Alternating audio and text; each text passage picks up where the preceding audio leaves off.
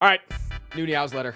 This came out, I think, like the Thursday that I was leaving, and so I didn't get to see it, but I was told that it was really good. The October Meows letter. It's October, the month of tricks, treats, and spooky things. For those who missed it, we announced it late last month. Don't care. The Necro Binder. At long last, the time has come to dive deeper into the first new character announced for Slay the Spire 2, the Necro Binder. The first new character.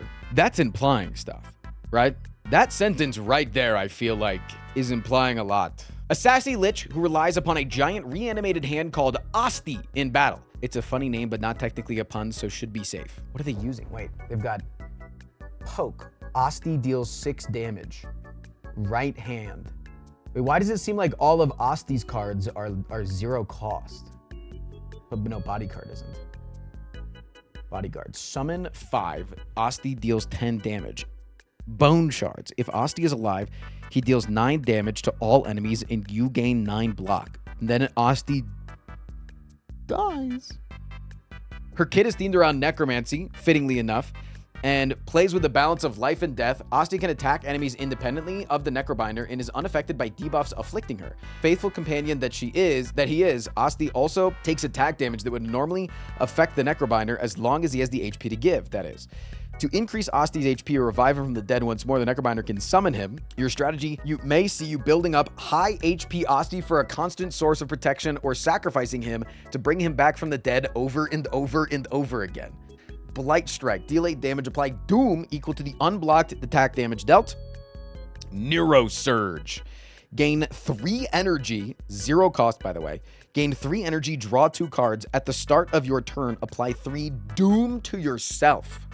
Damn, really, that's just a drug. This is just taking drugs, right? This is fentanyl. Another key component of the Necrobinder's kit is Doom, which we have teased in the previous Meows letter. When a creature's Doom meets or exceeds its current HP, it will die. It's a debuff that that's applied similarly to poison, but it does not deal damage over time or tick down, but only affects the user at the end of their turn as opposed to the start. Interesting. So you have to be able to survive the turn. You can't just build up the Doom and then be like, okay, it's going to take the wheel here. That makes sense. That's a pretty cool effect, too. She can also use her necromantic magic to draw on the power of souls, giving her a source of card draw. Oh, sweet. Souls, nice. Or Grave Warden, gain 8 block and add a soul into your draw pile. Interesting. Nice. Sculpting Strike, deal 8 damage, add Ethereal to a card in your hand. Transfigure, add Replay to a card in your hand. It costs an extra energy. So basically, I think it just makes it so the card will be like added back to your hand. So it's not quite a double play, but I imagine though that when adding the Replay to the card, it will then still be replayable whenever you draw it again, right? So like if I play a card now that has Replay, when I redraw it, it'll also have Replay, but it's also adding 1 more energy to it. So yeah. Transformation is a part of the necromancy, or of course, so the necromancer also has cards that allow you to alter her cards, applying different keywords to them and changing how they play. That's all our information for our little lich that we have for you today. There will be plenty more to uncover still. Yeah, so this is pretty big. Adding a lot about the spooky character added to the game and also hinting at a lot more characters added. We didn't answer any questions last month because there was a Q&A section to delay an announcement. Fear not, we're back to answering your questions. Possiman asks, the community has dubbed quitting and reloading from the start of a floor as save scumming. It seems like a pretty divisive topic, but being the Slay the Spire is a single player game, there's no real impact aside from a progression loophole. Is this still going to be a feature? Yeah, you can still save scum, play how you want. Agreed. I don't really think many people really have a problem with save scumming. I feel like it's kind of one of those things where the community has like deemed themselves like, I think it's like they're like kind of like creating a victim that isn't really there. Nobody really cares about you save scumming unless you're trying to go for a competitive roguelike or a competitive streak or anything like that. Nobody cares if you save scum in order to play your own fucking game. Nobody cares. Brandon asks, do the characters have canon names? Like, sure, they're the Ironclad, but is his real name Steve? What about the Watcher? Is her name Jasmine? Well, it's not Steve. Yeah, no. The Ironclad doesn't seem like a Steve. He could seem like a Brandon, though. Actually could see him being a Brandon. Not gonna lie.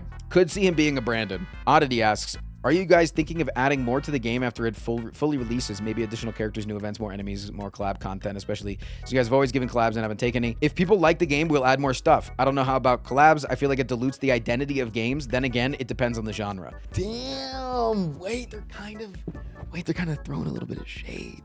Because they do a lot of collabs with other games. But then they're like, wait, we don't want to do collabs back. Wait, that's a little bit of shade. Matt asks, is Poison back for the Silent STS2? Or does she have a new thing to rely on? We like Poison. I like Poison. The Singaporean Smoke Machine asks, will there be a feature for Shiv cards, or there'll be like a throwing card information, or animation, like when you play a Shiv, the card itself flies onto the enemy before spinning and falling off screen? I think it'd be really cool. Anthony, no. Now it's time for spooky research into the new Spire denizens. I think this guy's like kind of obvious what they're gonna look like. Definitely not like that, but it's very adorable and cute. Jesus Christ. Damn, wait, not a lot of defect guys this time. I feel like so many people are trying to make the defect. Patrick Star is kind of cute and funny. Oh, wait, what? This is so dummy accurate. Holy shit. Just no eyeballs. This little guy, he's harmless. Either he's a sentient stack of hay or just a very convincing costume. What the hell? Also, what is this? I'm sure you weren't expecting that another shadowy creature would be unveiling. Well, they have the separated legs and feet that look similar to the defect, but it looks like he's kind of holding like he's gonna fight. So I don't think that this is the defect. What if it's the claw effect? Or the punch effect? Oh, it could be like a baby guardian? Maybe. Maybe. Or maybe it's like corrupted defect and it's one of the bosses. They only have one arm? No, this looks like a fist here. It looks like they're facing, and this looks like another fist here. See that? How it's like kind of jiggling? Like this is their other appendage on the other side of them. All right. Connections messed you up? All right. All right, I'm doing this on my own. I'm not looking at chat. Not looking at chat. Bouncing Flash, Bottled Flame are both things that are in a bottle, right? Anything else in a bottle? Burning Blood, Offering, Nemesis, Ghostly Armor, Immolate, Echo Form, Overclock, Blue Candle, Lantern, kind of in a bottle. Hexaghost, Carnage, Apparition, Sneckle Skull, no, not really in a bottle anywhere else. We have Carnage, Bouncing Flask that have unique animations. Wait, these two have very unique animations. Anything else in the game that has like a unique animation? Ethereal cards? Ethereal card. Wait. I'm onto something. Ethereal card. Easy, man. Easy. Wait, Bottled Flame, Overclock is also about flames. Blue Candle also has a flame. Hexaghost also has a flame. Wait, Burning Blood also. Wait, there's so much fire. Wait, what the hell? There's so much fire. Oh, wait. Overclock, Hexaghost, Immolate. Anything else that does a burn? Oh, wait, Nemesis. What the hell? How many people in chat are telling me the answer right now? I've got my horse blinders on. I can't see you. These are getting a little bit tougher here. Maybe one is like Halloween feeling symbol stuff. Because like Offering has got like a pentagram. Blue Candle's like very spooky. Red Skull, obviously. Maybe they're like sacrifices. Even like Snecko Skull could be in there, you know? Maybe a Bouncing Flask because it's kind of like a cauldron. One away. One away. Are you fucking me?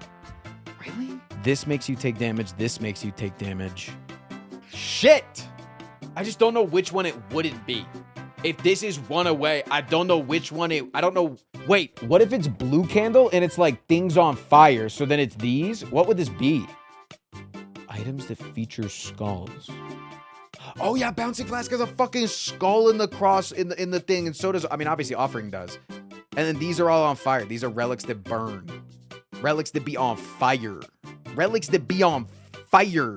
Wait, I kind of owned, man. Wait, I actually kind of owned. He's an arsonist on a noble quest to escape the wrath of the IRS. He's got conflicting positions in the endless fight for queer folks